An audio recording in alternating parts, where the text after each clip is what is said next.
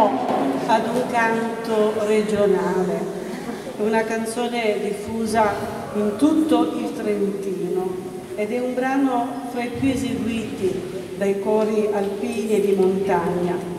È una ballata popolare influenzata dai richiami ritmici tirolesi, dalle scene della vita quotidiana che si svolge in campagna.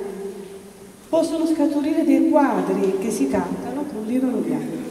La melodia del brano è gioiosa, con un ritmo danzante che percorre tutto il canto. C'è davvero tanta voglia di ballare, mentre la contadinella, con la sua bellezza, fa innamorare chiunque.